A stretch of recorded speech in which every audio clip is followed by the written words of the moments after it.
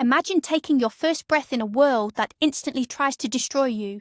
Imagine opening your eyes to darkness, cold, and unimaginable cruelty. Some lives begin with warm blankets and gentle lullabies. Others begin in the mud, surrounded by monsters. This is a story about the absolute worst of human nature and the incredible, enduring power of the human spirit. It is a tale of survival against impossible odds. You will feel the sting of betrayal. You will feel the warmth of unexpected love. Prepare yourself for a journey that will grip your heart and refuse to let go. The year was 1924. Deep in the rugged, isolated hills of the Appalachian Mountains, life was unforgiving. The coal mines and rocky farms bred tough, silent people. Poverty was a constant shadow over every wooden cabin and dirt road. In this harsh environment, secrets were buried deep in the woods. Survival was the only religion most people truly practiced. Sarah Miller was a hard-working woman with a gentle heart. She lived on a struggling farm with her husband Thomas. They had very little money, but their home was clean and warm. They knew nothing of the dark crime unfolding just across their property line. They did not know that a desperate, troubled young woman named Cora was about to commit an unspeakable act. The stage was set for a tragedy that would shake their quiet mountain community to its core. Sarah Miller was walking near the edge of her Appalachian farm. The morning air was crisp, biting at her cheeks. A heavy frost blanketed the rugged hills of West Virginia. As she passed the neighbor's property, a strange sound stopped her dead in her tracks. It was a faint, choked cry. Sarah turned her head toward the dilapidated wooden hog pen. The smell of wet mud, manure, and rot filled the air. She stepped closer, peering over the rotting wooden fence. Her heart dropped into her stomach. Her blood turned to ice. There, lying in the freezing muck, was a newborn baby. He was entirely naked, shivering violently against the frozen earth. A massive 600-pound sow was snorting, stepping dangerously close to the tiny infant. The beast lowered its massive snout, sniffing the helpless child. Panic exploded in Sarah's chest. Without a single thought for her own safety, she vaulted over the wooden fence. Her boots hit the mud with a heavy thud. She kicked the massive pig squarely in the snout. The beast squealed in surprise and backed away. Sarah dropped to her knees in the filth. She scooped up the freezing, blood-stained baby. She held him tightly against her chest, wrapping her wool coat around his tiny body. Who could do such a thing? What kind of monster throws a breathing child to the pigs? Sarah sprinted across the frosted dirt yard. Her breath came in ragged gasps. Her heart pounded like a hammer against her ribs. She burst through the back door of her farmhouse. The kitchen was warm, heated by a large cast-iron stove. She placed the trembling infant gently on a thick blanket near the heat. The baby was turning blue. He was so cold he could not even cry anymore. Only a weak rattling sound came from his tiny chest. Sarah noticed a filthy rag tied tightly around the child's fragile neck. The mother had tried to strangle him before throwing him to the hogs. Sarah's hands shook as she carefully untied the cruel knot. She tossed the dirty rag into the fire. She quickly warmed a small pan of cow's milk on the stove. Using a tiny silver spoon, she let a few drops of warm milk fall onto the baby's pale lips. The child swallowed greedily. Life slowly returned to his small face. His breathing became steady. He finally closed his eyes and drifted into an exhausted sleep. Sarah stood over the basket, tears streaming down her face. Her mind kept returning to the horrific scene in the mud. She vowed to protect this innocent soul. The heavy wooden door opened with a loud creak. Thomas Miller walked into the kitchen, stamping the cold snow off his heavy leather boots. He had been out in the woods chopping firewood all morning. He stopped and stared at his wife. Sarah looked pale, terrified, and completely exhausted. Thomas quickly dropped his heavy axe by the door. He rushed over to her, grabbing her shoulders. He asked her what was wrong. Sarah could not speak. She pointed a trembling finger toward the warm basket by the iron stove. Thomas walked over and peered inside. His eyes widened in absolute shock. He looked back at his wife, demanding an explanation. Sarah took a deep breath. Her voice cracked as she told him everything. She described the hog pen, the giant sow, the freezing mud, and the rag tied around the baby's neck. Thomas listened in grim silence, his jaw clenched tight. The reality of the mountain life was brutal, but this was pure evil. They sat together at the kitchen table. They stared at the sleeping infant. Thomas finally broke the silence. He said they could not keep him. Sarah had no milk to give. They had barely enough food for themselves. They needed help from the town. Sheriff John Carter called an emergency meeting at the town hall that very evening. The wooden room was filled with thick tobacco smoke and the murmurs of anxious farmers. The townsfolk were poor, exhausted, and suspicious. Sheriff Carter stood at the front of the room. He banged his heavy fist on the table for silence.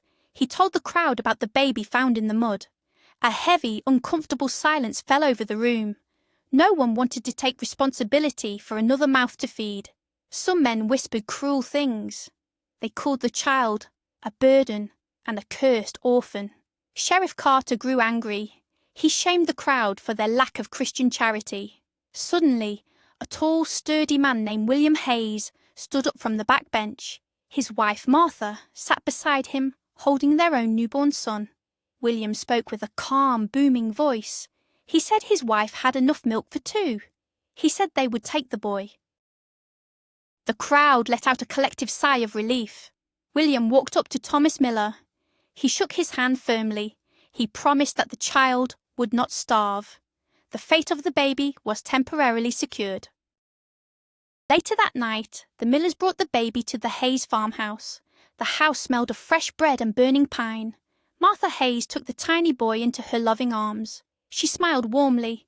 She placed him gently in a large wooden cradle next to her own sleeping son. The two babies looked so peaceful together. William Hayes decided to weigh them. He set up a makeshift scale using a wooden plank, a heavy bucket of water, and a woven basket. He placed his own son in the basket first, then balanced it with the water. Next, he placed the rescued baby in the basket. The bucket of water dropped heavily to the floor. The new baby was dangerously underweight. He was fragile and weak. Martha laughed softly, brushing the baby's cheek. She promised he would grow strong under her care. They decided to name him Elias. The Hayes children gathered around the cradle. They looked at their new brother with wide, curious eyes. They promised to protect him. For the first time in his very short life, little Elias was surrounded by warmth, safety, and a family that actually wanted him to live. But the peace did not last long. In a small Appalachian town, gossip spreads faster than a forest fire. At the local general store, the women gathered to whisper. A sour-faced woman named Mrs. Gable led the cruel chatter. She loudly declared that the Hayes family was foolish. She said a child found in a pig pen was destined for a bad end. Sarah Miller was buying flour when she heard these wicked words. Her blood boiled with righteous anger. She turned and faced the gossiping women. She stared Mrs. Gable down with burning eyes. Sarah told her that God was watching her cruel heart. The women fell silent, looking away in shame. Sarah paid for her flour and quickly left the store. The cold wind bit through her coat. She realized that saving the boy from the mud was only the first battle. The town would never let him forget where he came from. The stigma of his birth would follow him like a dark shadow. Sarah felt a heavy weight pressing down on her soul. She prayed quietly as she walked back to her isolated farm. She asked God to place a shield of protection over little Elias. Deep in the dark woods, far from the town, sat a rotting, isolated cabin. Inside, the air was thick with the smell of sour cabbage and unwashed bodies. A young, desperate woman named Cora lay on a filthy mattress. She was shivering with a high fever. This was the mother who had thrown her baby away. An older, sinister man sat by the window. He glared at her with pure hatred. He was the one who had forced her to do it. Cora asked him in a weak whisper if the child was truly dead. The old man laughed cruelly. He told her the pigs had likely finished the job by now, but the guilt was tearing Cora apart from the inside. She closed her eyes, haunted by the memory of her baby's cry. When the old man finally left the cabin, Cora dragged herself out of bed.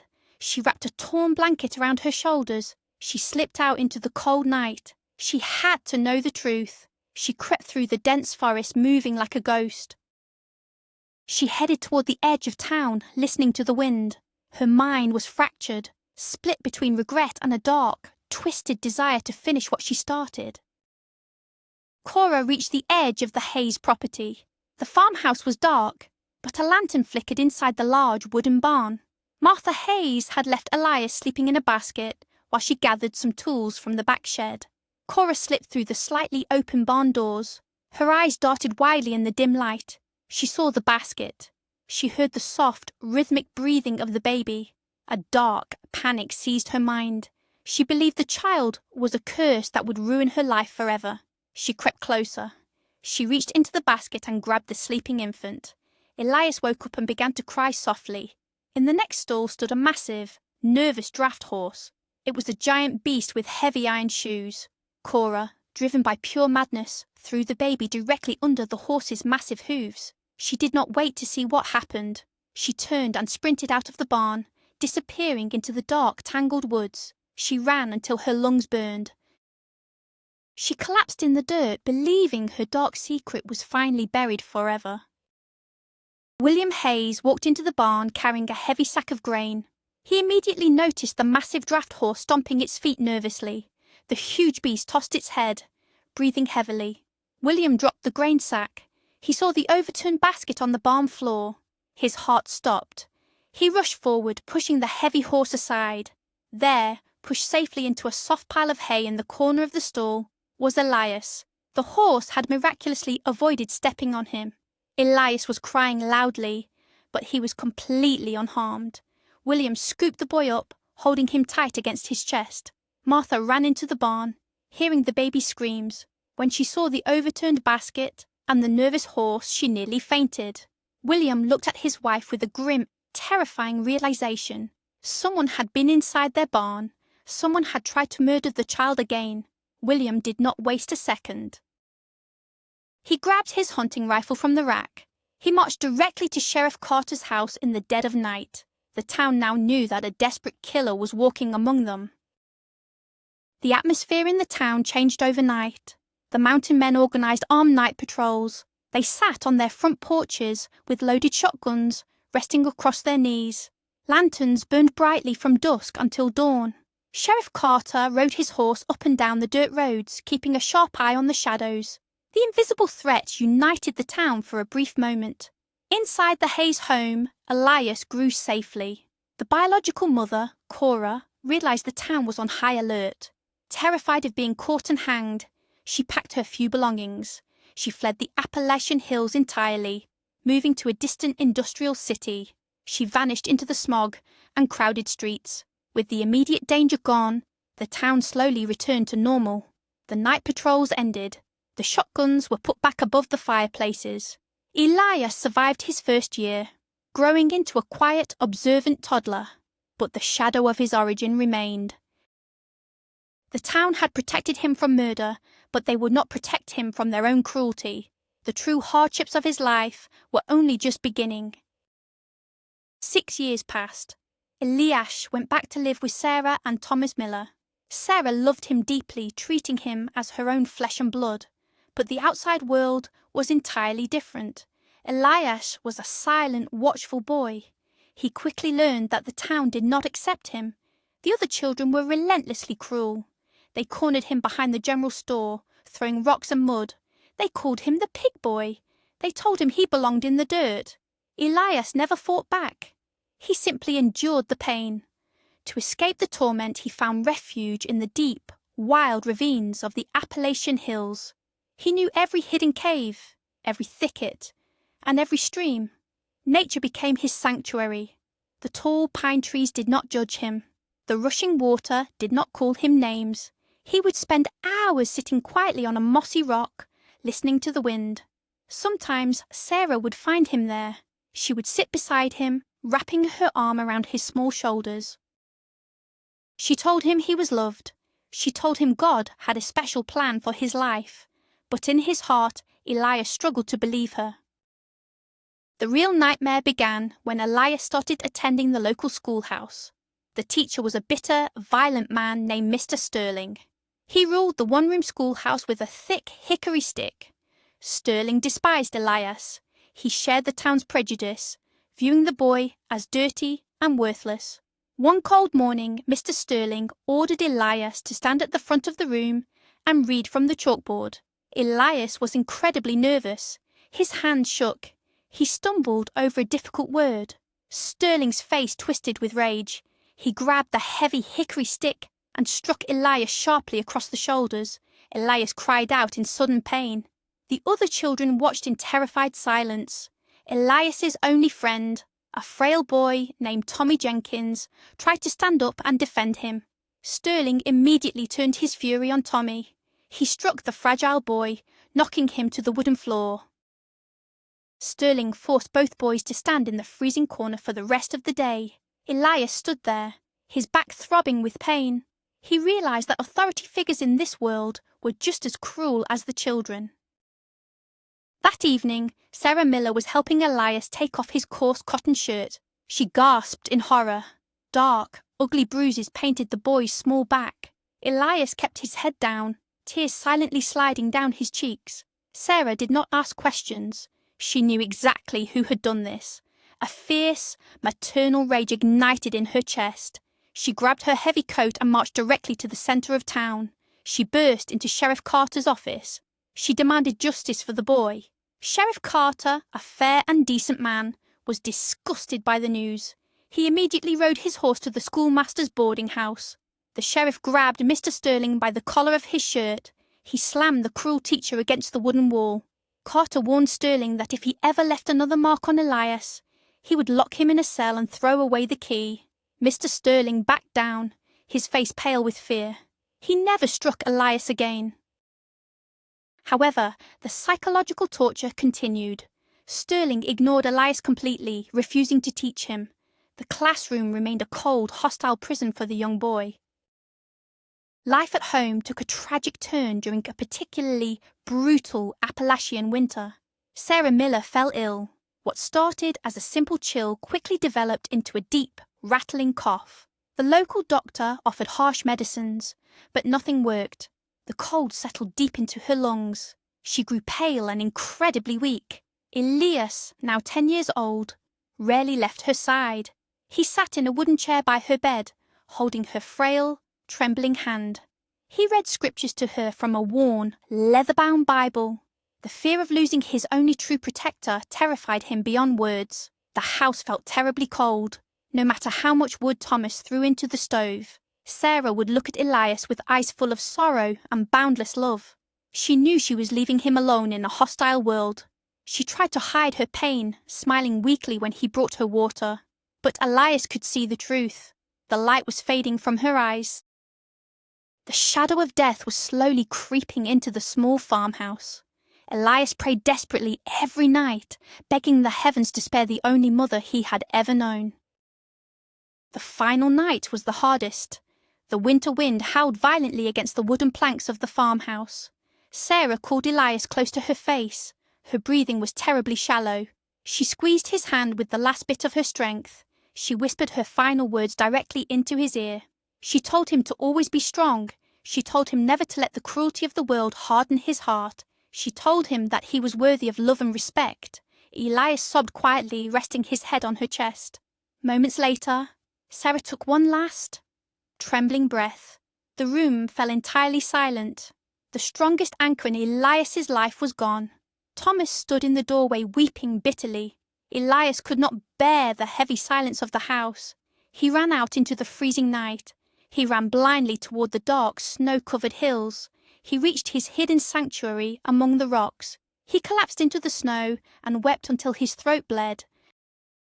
He screamed into the howling wind, asking why he had been left behind again.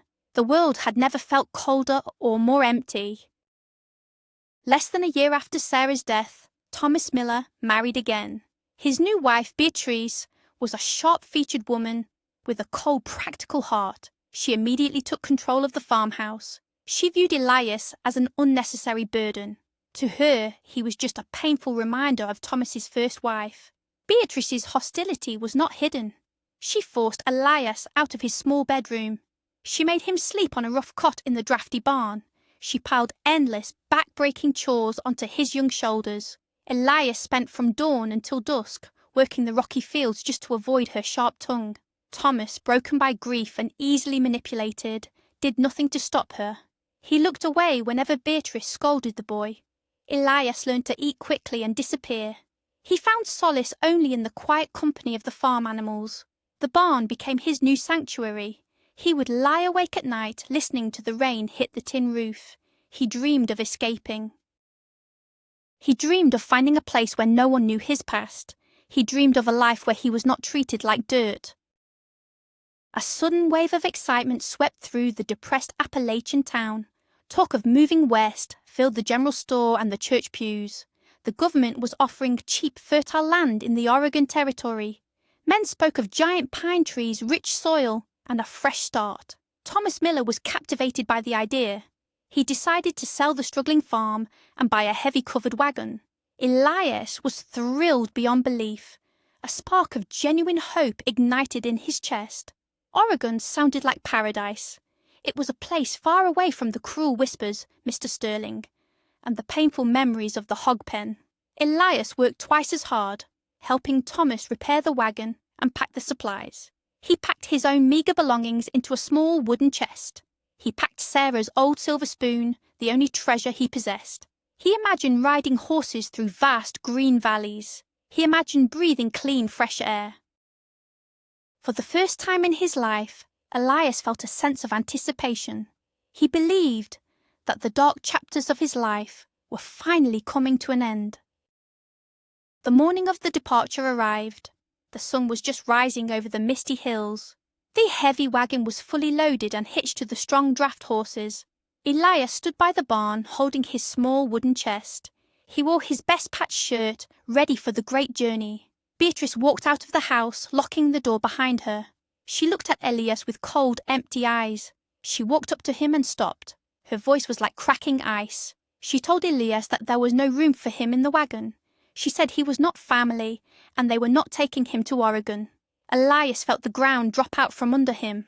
He looked desperately at Thomas. Thomas stood by the horses, staring at the dirt. He could not even look the boy in the eye. He murmured a weak apology, turned, and climbed onto the wagon seat. Beatrice climbed up beside him. Without another word, Thomas snapped the reins. The heavy wagon lurched forward. It rolled slowly down the long dirt road, kicking up a cloud of dust. Elias stood completely frozen, his heart shattering into a million pieces.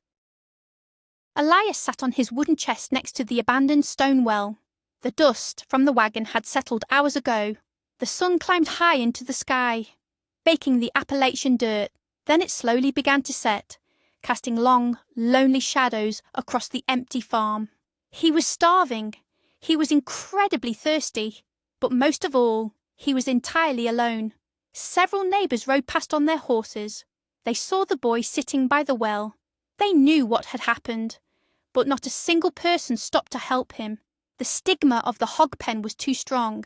They looked at him with pity or disgust and kept riding. Elias realised the brutal truth. The town would let him starve. He was 14 years old, homeless, and abandoned by the only family he had left. The night air grew cold. Elias pulled his knees to his chest, shivering violently. He prepared to sleep on the hard dirt. He closed his eyes, wishing that the earth would just open up and swallow him whole. He felt completely defeated by a world that refused to show him any mercy. Headlights cut through the darkness. A loud engine rumbled down the dirt road. Sheriff John Carter's old Ford truck pulled into the abandoned farmyard. The truck squeaked to a halt in front of the well. The sheriff stepped out, leaving the headlights shining directly on Elias. Carter's face was dark with anger, but not at the boy. He had heard what Thomas Miller had done. The sheriff was disgusted by the cowardice of the town. He walked over to Elias and placed a heavy, warm hand on the boy's trembling shoulder. His voice was rough, but incredibly kind. He told Elias to grab his chest and get in the truck. "You are coming home with me," the sheriff said firmly. Elias was too stunned to speak. He loaded his small chest into the back of the truck and climbed into the warm cab. They drove to the sheriff's large, comfortable house in town. The sheriff's wife, a kind-hearted woman named Martha, was waiting on the porch. She rushed out, wrapping a thick blanket around Elias. She led him into a bright kitchen filled with the smell of roasted meat and fresh biscuits. For the first time in his life, Elias experienced a home completely free of tension. There were no cruel whispers. There was no cold stepmother. The Carters treated him with genuine respect and warmth. They did not view him as a burden. They viewed him as a young man who had been dealt a terrible hand. Sheriff Carter taught Elias how to drive the Ford truck. He taught him how to shoot a rifle properly. He treated him like a real son. Elias's wounded heart slowly began to heal. He began to smile. He began to speak without fear. One evening, sitting by the crackling fireplace, the sheriff made a grand announcement. He looked at Elias and smiled. He said that he was retiring from law enforcement. The Carter family had bought a massive tract of land out west. They were moving to Oregon next spring, and they were taking Elias with them. Elias felt tears well up in his eyes. He realized that this was not a dream. The nightmare of the Appalachian town was finally over. He was officially part of a real family. He was going to Oregon. Spring arrived with a burst of colour.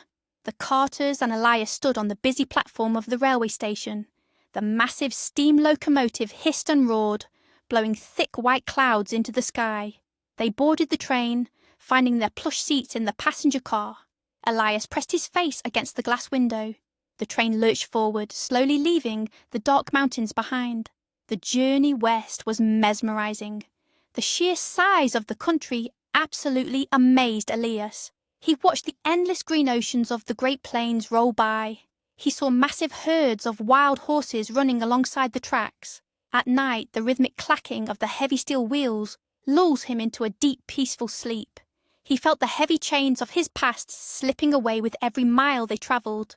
Nobody on this train knew about his birth. Nobody here called him names. He was just a young man travelling toward a bright future.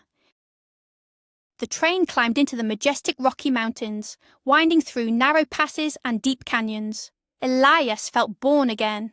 The vast western sky offered him absolute freedom.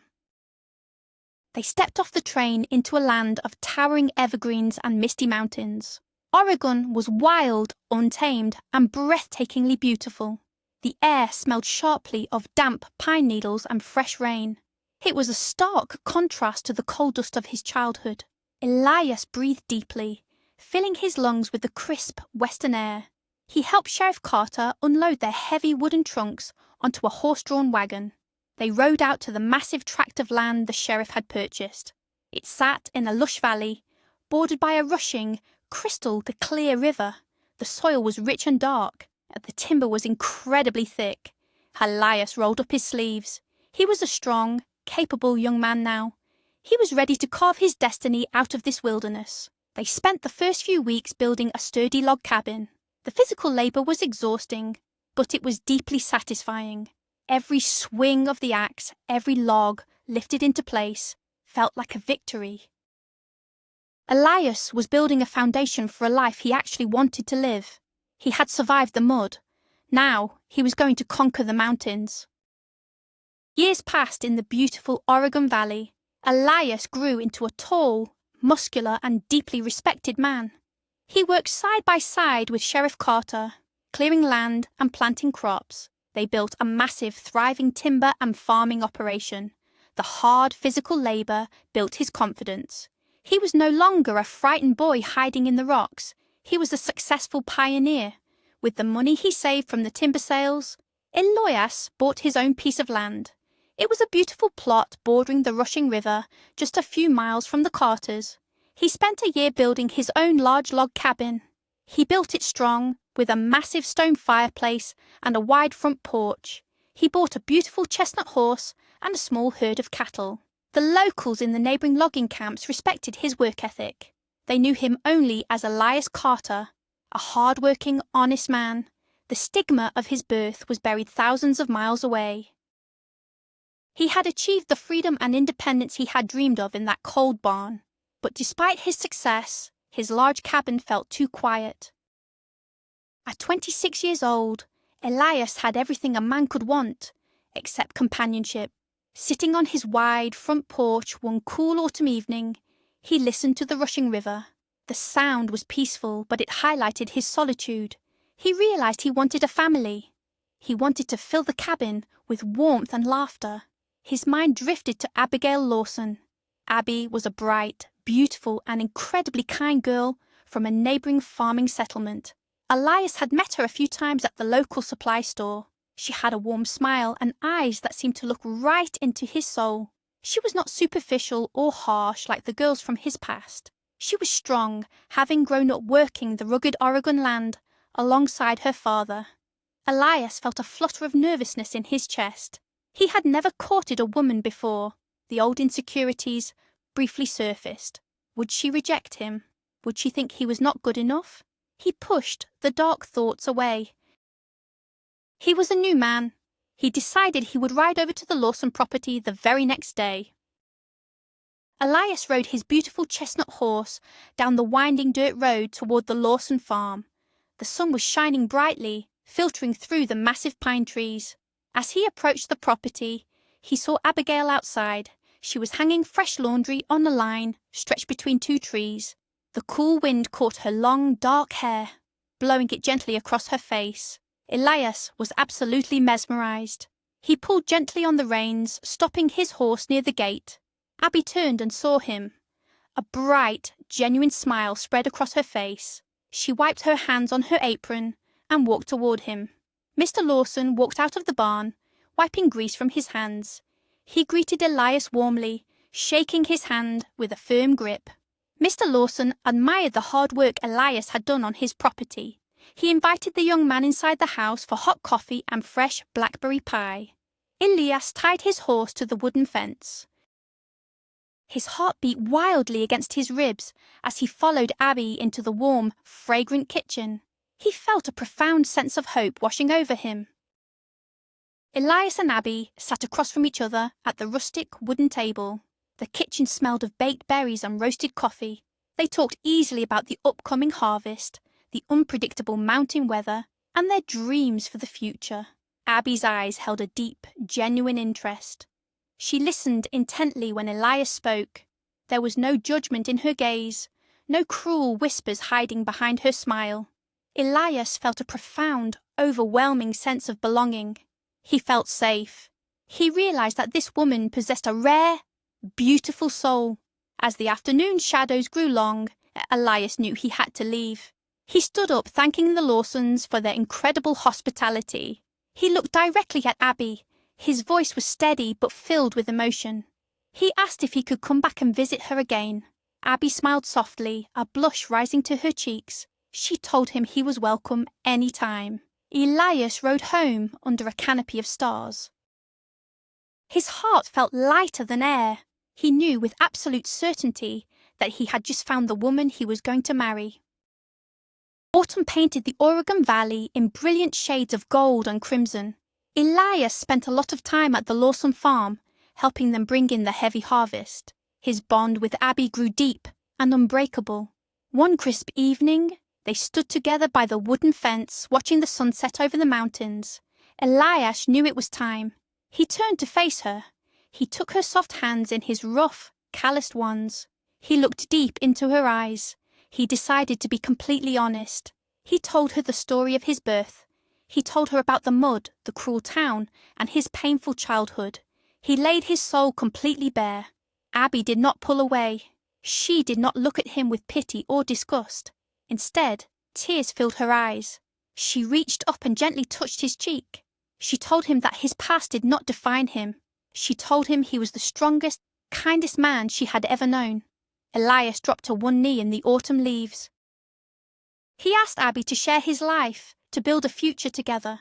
Abby wept with joy and whispered a definitive yes. The wedding day was perfect. It was held in a beautiful, rustic community church built from local cedar logs. The sunlight streamed through the tall, clear windows, illuminating the happy faces of the guests. Sheriff Carter and Martha sat in the very front row, beaming with immense pride. They looked at Elias, not as an orphan, but as their own beloved son. Elias stood at the altar wearing a sharp-tailored suit. He looked incredibly handsome and strong. When the wooden doors opened, Abby walked down the aisle. She wore a simple, elegant white dress. She looked like an angel. Elias felt tears well up in his eyes. He said his vows with a loud, confident voice. When the preacher pronounced them husband and wife, Elias pulled Abby close and kissed her deeply. The crowd erupted into joyous applause. He had officially adopted the Carter name. He was Elias Carter. He looked around the room, surrounded by people who truly loved and respected him. He had fought through hell, and he had finally won his heaven. The celebration lasted long into the night. Elias and Abby returned to his large log cabin by the river. The night was cold, but a massive fire roared in the stone fireplace. A loyal hunting dog slept peacefully on the braided rug. Abby smiled, leaning her head against Elias's strong shoulder. Elias wrapped his arms around her, looking around his beautiful home. He thought about the freezing Appalachian mud. He thought about the cruel whispers and the dark nights of his childhood. But the pain was finally gone. The boy who was thrown away like garbage had built a fortress of love and warmth. He had broken the cycle of abuse and hatred. He had forged his own magnificent destiny. As the river rushed outside and the fire crackled inside, absolute peace settled over the Oregon Valley.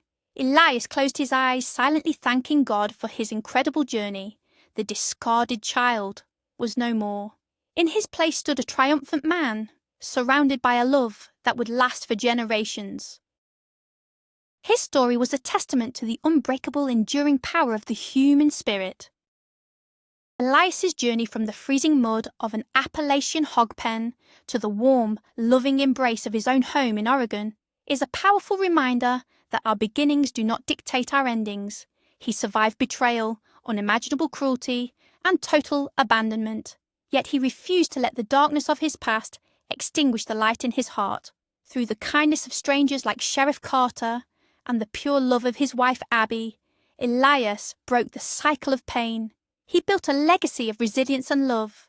Thank you so much for watching this incredible story of survival and triumph. If Elias's journey touched your heart, please hit that like button, subscribe to the channel for more powerful cinematic stories, and leave a comment below. We would love to hear from you. What would you have done if you were in Sheriff Carter's shoes? Let us know in the comments, and stay tuned for our next unforgettable story.